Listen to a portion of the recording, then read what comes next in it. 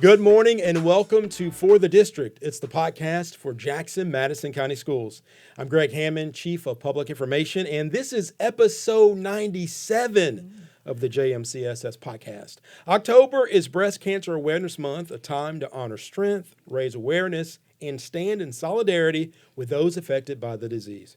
Today's episode is especially close to our hearts as we spotlight two incredible educators who have faced breast cancer head on and continue to inspire through their resilience and leadership. Joining us are Dr. Quinn, principal of Northeast Middle School, and Debbie Taylor, a beloved teacher at Isaac Lane Elementary. Their stories this morning are powerful, and they remind us of courage, community, and the importance of early detection. Whether you're a student, a parent, educator, or community member, we invite you to pause, listen in, learn, and take something away from the journeys of these remarkable women. Dr. Quinn, Ms. Taylor, thank you for being here this morning. Thank you for having us. Thank you. Something we got to get out of the way. You guys are two graduates of Jackson Central Mary. The best. Go Cougars. It just so happens that I'm wearing my authentic Southside Hawks polo, so you'll have to watch the YouTube version of the show to enjoy that. Hey, let's start first by telling us about yourselves and your role in the district. Dr. Quinn, we'll start with you. Tell us about your role in the district and why you chose to work in education. Okay, so I'm Dr. Kimberly Quinn. I am the principal of Northeast Middle School. I chose to be an educator because I was inspired by my second grade teacher, Miss Ruby Vault. She was awesome, and at the age of 8, I wanted to be just like her. And so here I am in education because someone inspired me to do so. Awesome. Ms. Taylor? I am, I have been working in the school system for about 24 years, and I'm actually an instructional coach. Cool, very cool. And I decided to be an educator because I feel like it's a calling. I feel like that, and I never wanted to be a teacher, and I feel like that God just called me to do that. You know, He just gave me that gift, and I just love it, and I enjoy it. Good deal. Typically, we use words and acronyms people don't know about. People know what principals are because everyone's had a principal at some point. But explaining to folks, what is an instructional coach? What do you do, Ms. Taylor, in your job? I mentor and I coach teachers and teaching them how to teach. I provide coaching conversations. I help them with discipline and just try to teach them the responsibilities of being a teacher. Thank you for your service to the district. We know that helps with longevity, Yes. Dr. Quinn, Yes. keeping principals around when they have support. Today's episode featuring or spotlighting breast cancer awareness, talking to breast cancer survivors. So one of the early questions, can you share with us a moment you received your diagnosis? And Dr. Quinn, you know my wife faced breast cancer, and as I was typing out these questions, my mind went back to when she told me, and I just remember we were going for a walk, and, she told me about her doctor's appointment and stuff, and number one, it's kind of a punch in the gut, but then two, based on the way she gave me her answer, I could tell it might have been a day and a half before she got around to telling me. So, number one, just the incredible courage I know you all have displayed, but let me ask you, can you share your moment you first received your diagnosis? Okay, so actually I went for a routine mammogram, and I've done that since 40 because they asked you to go once you turn 40, and so I got a call from the women's clinic that said, we need you to come back. We want to do another mammogram and an ultrasound, and I'll be honest with you, when I went for the ultrasound, the young lady who was doing the ultrasound, she spent about 30 minutes just going from my armpit to the center of my breast. And I think in that moment, I said, something's not right, right? But of course, you don't wish that for yourself. So I waited until they called me back. And they called me back and they said, we found something. We want you to come back for a biopsy. And so, of course, at this time, I'm still praying I've had family members who had breast cancer, but I'm thinking, well, hopefully it's not me. But when they did the biopsy and they called me and told me that they found 2 types of cancer, I immediately started to pray, and very much like your wife, I did not share immediately because I needed time to process it myself and be at peace with it myself, so that when I shared with others who I knew would be positive, they would support me. And so it was a process. It was routine mammogram, come back for this. And then it was, when it was confirmed, I kind of began to feel it. I'm going to tell you something interesting that happened. I had a breast cancer awareness pen that someone had given me some time ago. And that pen just all of a sudden appeared on the floorboard of my car before the diagnosis was final. And I think it was God's way of just getting me prepared. So I had time to prepare to hear. Right. And I'm so grateful for that. But yes, I did find out through a routine mammogram. Debbie Taylor, can you kind of tell us about the beginning of your experience? Okay. It was doing a well woman checkup like we always do. We always go in the summertime as teachers to take care of our body. And I was on the table, and she was giving me my routine exam, and she touched it, and she said, "Did that hurt?" And I said, "It was a little tender." And she kind of brushed it off and was like, "Oh, yeah, it's probably just some cyst is growing." And I said, "Oh, okay." And I got a letter in the mail saying that I needed to go to to have a diagnostic mammogram. And I'm sitting there, I'm like, let's see. And I saw all the women going out, and I was like, this is just a routine. I'll be out, and it'll be fine. And so then when I went to do the mammogram, she said, we need you to do an ultrasound. And so then when she went to the ultrasound, I went to the ultrasound tech, and she did the ultrasound, and she left the room, and then the doctor came back in. And I knew then, I was like, something is wrong. And so they sent me to the surgeon, and he did the further. Well, he did the biopsy. He put a tracker on the lump, and that's how it started. Yeah. And so, as I listened to your experiences, I would assume, or I'm going to guess, as far as advice for other people, this early detection. Can you speak on that? So it's absolutely necessary that we as women go yearly, and also just be aware of the signs of breast cancer. I did not feel a lump at all, but in hindsight, I look back on a symptom that I did have, and I didn't come across that symptom until I started reading. There are so many other symptoms besides the lump that you might feel, but I think what I did was I found myself going, what is that? And then I dismissed it and carried on with my busy life. And so beside going to the doctor every year, it's important that if anything feels off with your breast, that you take time and stop. And pay attention to that. Don't wait for your yearly checkup. Know all the signs, because there are lots of them beyond just the lump. Debbie, as I hear Dr. Quinn say that, I'm reminded of the information you shared on our questionnaire.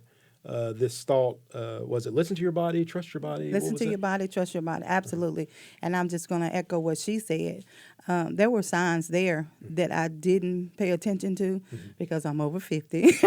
And I was just thinking, oh, it's just a change of life. It's just a change. It's just a change. Let me just go on about this. You have the grandkids, you have your children, you have your schoolwork, and you're doing everything and just not taking the time to say, hey, but also do your monthly breath exams also. Just look at your breasts, the shape of them, the texture of them, just everything. And if you see a change, be concerned about it. Yes.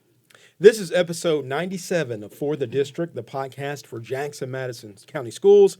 This morning, we're visiting with two educators, Dr. Kim Quinn, principal of Northeast Middle School, and Debbie Taylor, instructional coach at Isaac Lane Elementary. These are two breast cancer survivors, so we wanted to pause during the month of October to visit with them, hear their stories, but also allow them to encourage folks in the community who may be dealing with similar things. It's time to take a time out. When we get back, we want to discuss what support systems, maybe inside and outside the school, helped you most during your battle with breast cancer. This is For the District. It's the podcast for Jackson Madison County Schools on JJ 97.7 FM. Don't go anywhere.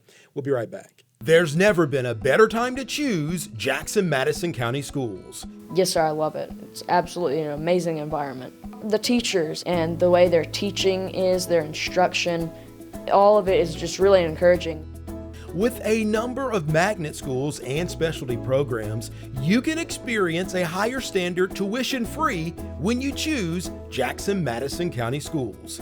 Visit JMCSS.org to schedule your tour today. Welcome back to For the District. It's the podcast for Jackson-Madison County Schools. I'm Greg Hammond, Chief of Public Information for JMCSS, and this morning we are spotlighting Breast Cancer Awareness Month. It's a time to honor strength, raise awareness, and stand in solidarity with those affected by the disease. This morning, we're joined by Dr. Quinn, Principal of Northeast Middle School and Northeast Academic Academy, and Debbie Taylor, an instructional coach at Isaac Lane Elementary. So thank you for being here this morning. Getting back into this, so breast cancer survivors, celebrating your stories. What support systems, maybe in the school or outside the school, helped you, Miss Taylor, during your battle with breast cancer? Well, I actually have, I've had about 3 support parties during my journey. Okay. My daughter gave me one, which was, she was really supportive. She did a lot of research, gave me a lot of good information. During my chemo treatments, I had gloves on to help me with the neuropathy. And so the cold capping for the hair so I wouldn't lose my hair. So she's had a surprise support party for me after a breast cancer brunch that I went to. And one afternoon, because I was leaving a school, and then I went to another school. So Dr. Braswell called me over there. Shout out to Liberty Tech. Continue. Yeah, she called me over there, and she said, "Hey, we need you to come and look at some reading curriculum." And I'm like, "Okay." I'm like, "Let me go and get the." And so when I got there, everybody was dressed in pink. Yeah. And so they had a support party for me and just gave me a basket of things and just made me feel loved. Let me ask you, people are going to hear that. What does a support party look like? And if that's something we want to do for someone, how do we need to approach that? Surprise them. But giving them things that help them through chemo, like mints are really important because when they flush your port, you're going to taste the medicine. Giving them snacks. Tangible things. Prayer books. Okay. What else? Water bottles, because you got to drink a lot of water. Yeah. You have to make sure that you're hydrated. And snacks, lots of snacks. So I guess it's fair to say you felt uplifted after that support party. Yeah, and then I had one at the current school that I went to. So and they just had a parade for me, so I can just walk down the. I remember I was walking down the hallway with a boa, a pink boa, a crown, and everybody was cheering, and they were like. Fight like Debbie, fight like Debbie. And so, and everybody had a shirt on that said Team Debbie. So it just made you feel special, made you feel like that, that they hadn't forgot about you or that they're encouraging you during your journey. This is For the District, the podcast for Jackson-Madison County Schools. We're visiting with a pair of educators during Breast Cancer Awareness Month, a time to honor strength, raise awareness, and stand in solidarity. Dr. Kimberly Quinn of Northeast Middle School, what support systems inside the school or outside the school have helped you most during your battle with breast cancer? I'll start with my outside the school support. Yes. So, of course, you have your closest friends. And so my closest friends, anything I need, even including just driving me to chemo. And then my children, my son, Josiah, sometimes your feet swell during chemo. He helps me put my socks on, in the morning. And so it's just the small things, even if it's just a text to say, I'm thinking about you, praying for you today. And then I cannot...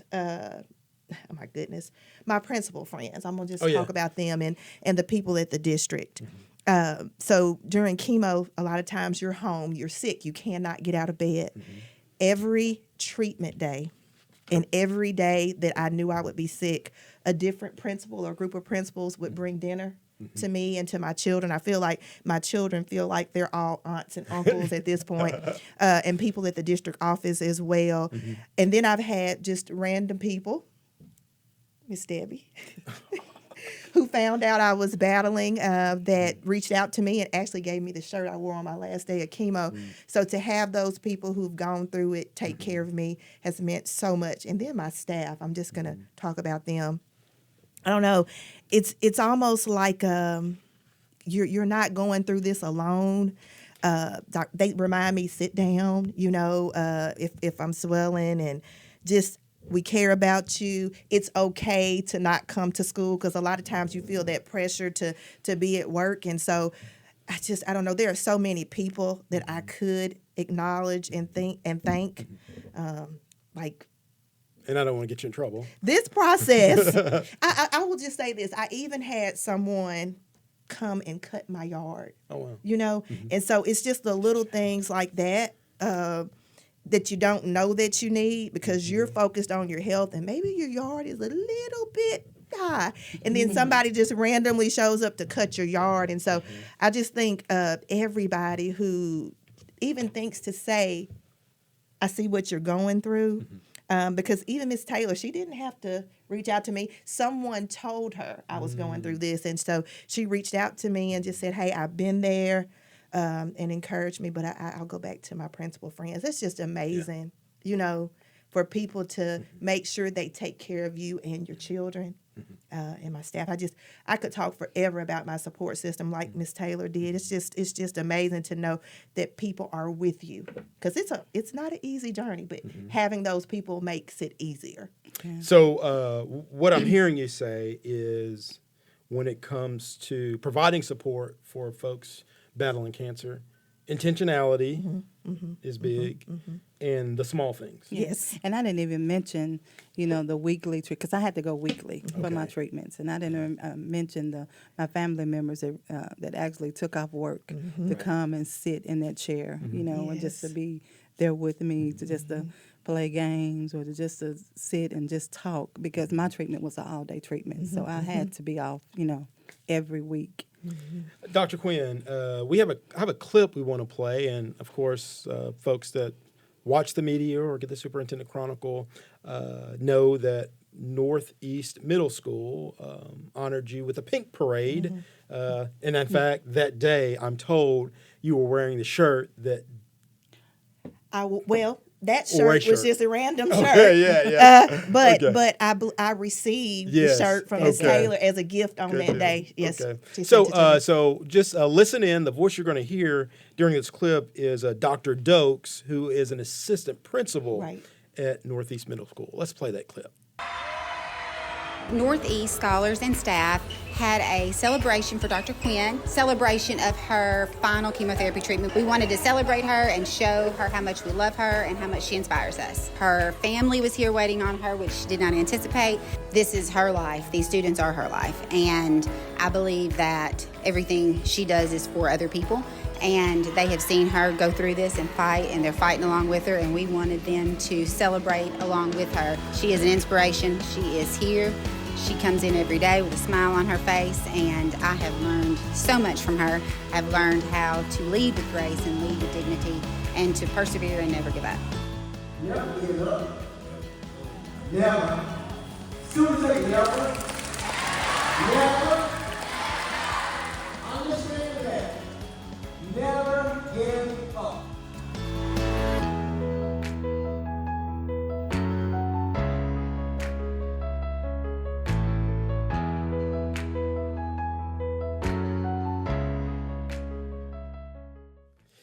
A very cool and important moment. I think it was a life moment from the fact that the students were there, your colleagues from the district office and the school were there, and the superintendent gave a speech, and he used your name, kind of like an acronym, and I think it was an important lesson, not only for the adults, but a lesson for the students. He used Q. About not quitting. That's right. And just the life lessons that the students learned just by the journey you're going through. So when you think about that day, that pink parade, what things kind of come to your mind? So my brother, his fiance, and my children were there.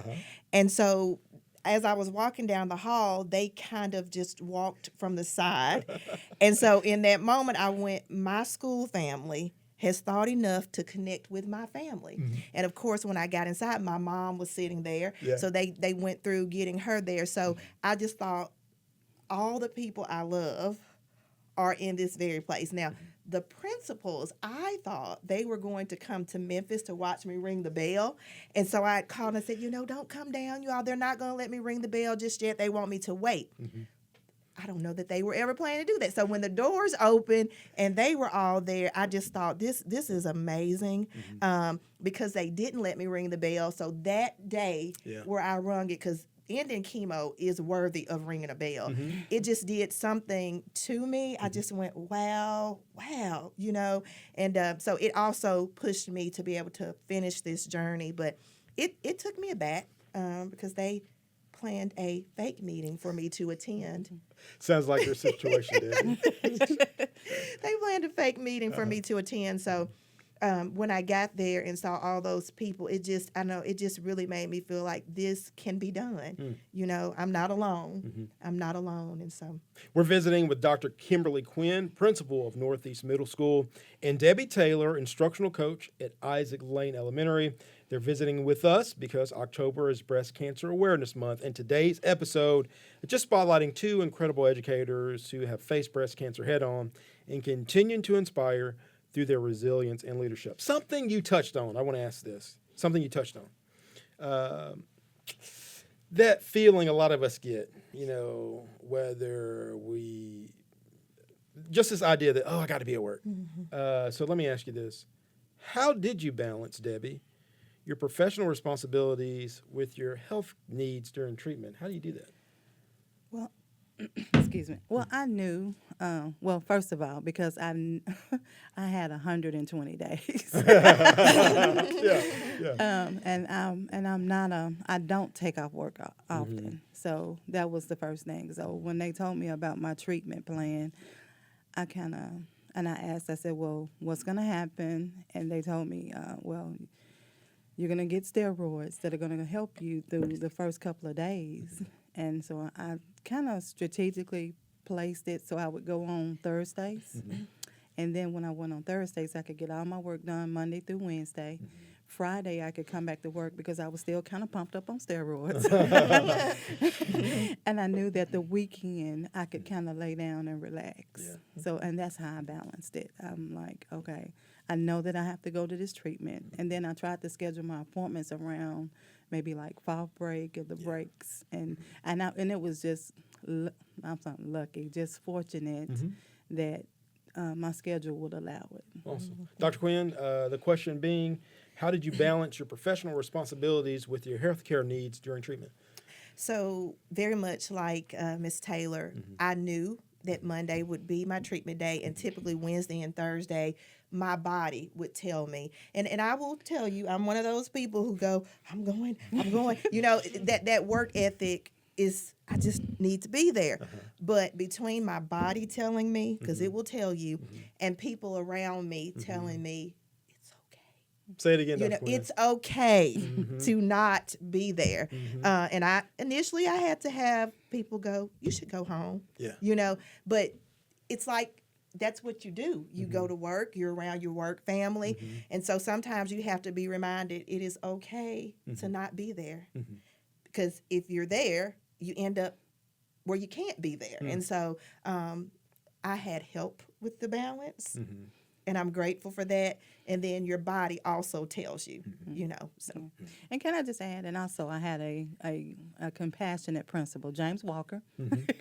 He and that was one of the things, because I just got my job as an instructional coach, and I had to go and tell him within days after he hired me that, look, I have breast cancer.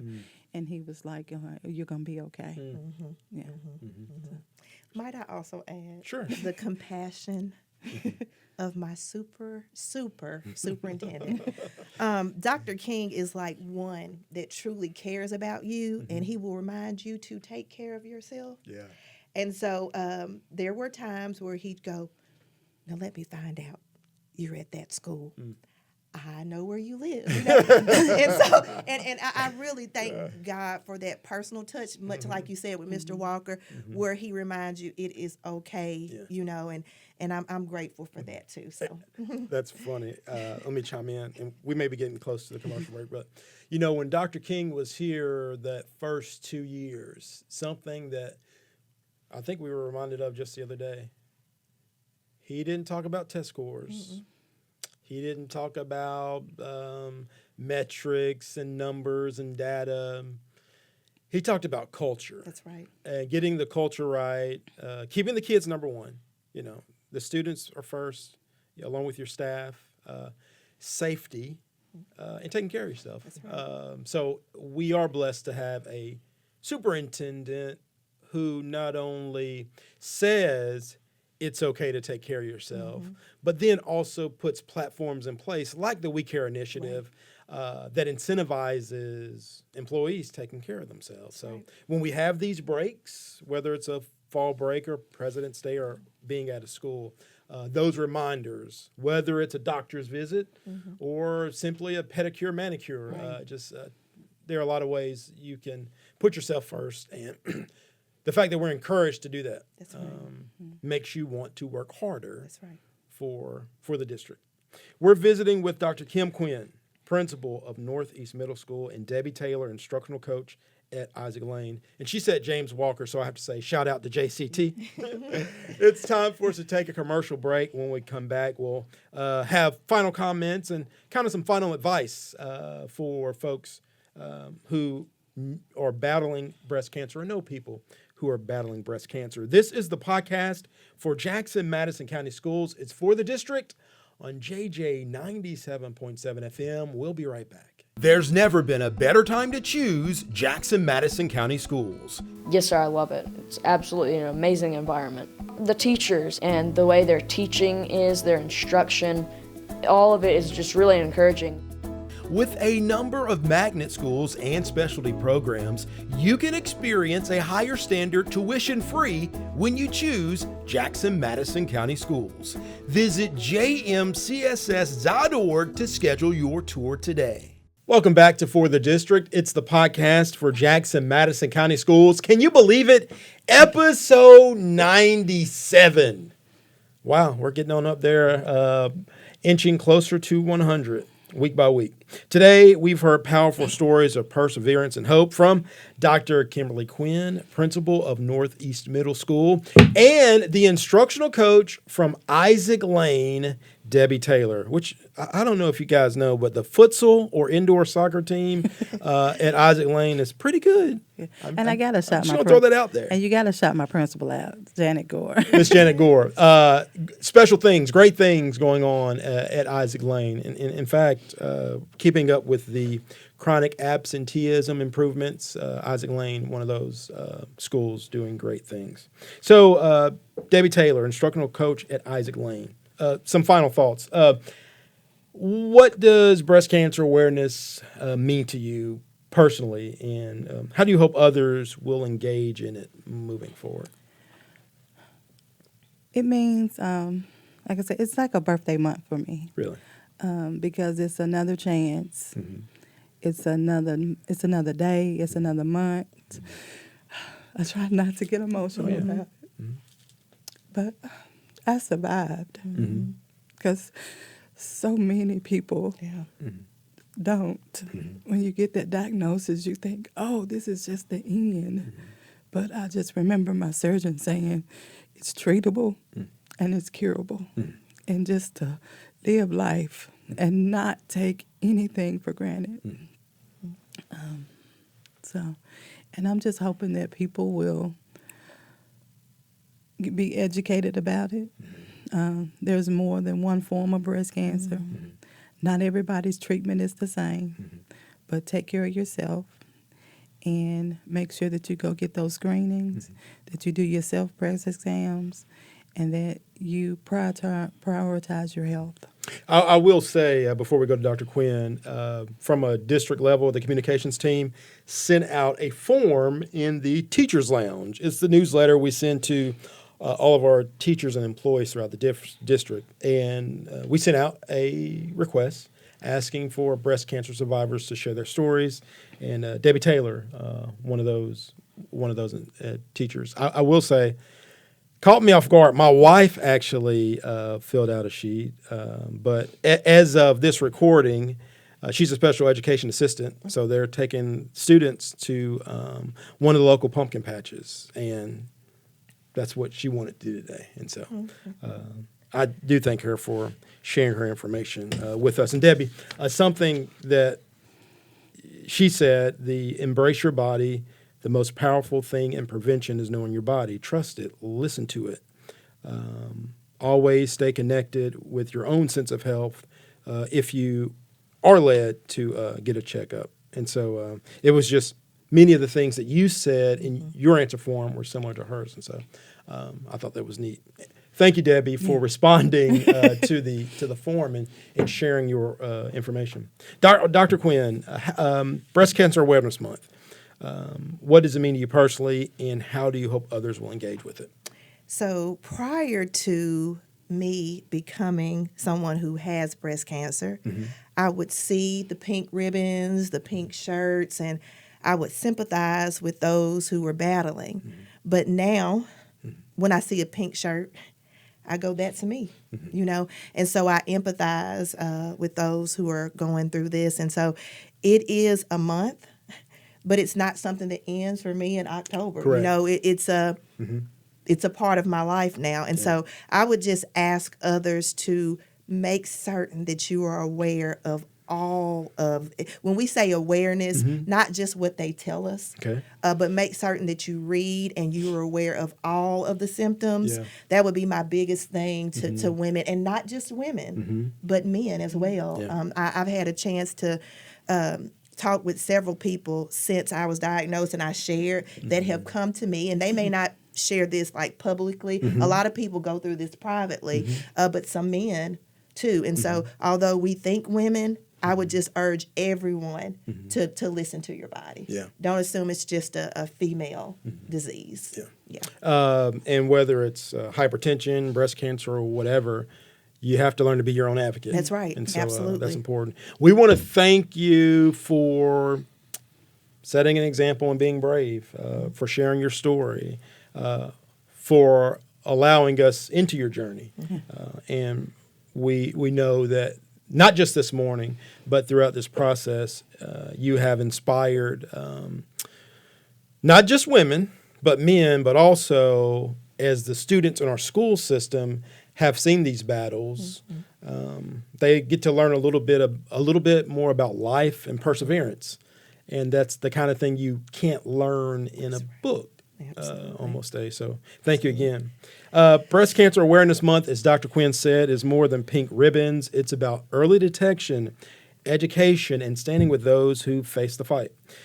If their stories moved you, consider scheduling your annual screening or just listening to your body, as they've told us. So from all of us in the Jackson-Madison County School System, we honor survivors and remember that you are loved, and we admire you for, again, sharing your journey with the community. This has been For the District, the podcast for Jackson-Madison County Schools. I've just spent the last 30 minutes with a pair of JCM graduates, and again, I'm a proud Southside Hawk and a proud member of the Jackson-Madison County School System. If you missed the early portions of this show, we invite you to visit radio731.com and our YouTube channel so you can check out the video of this podcast as well. We want to say we hope you have a great Sunday, an excellent week, and we'll see you next time.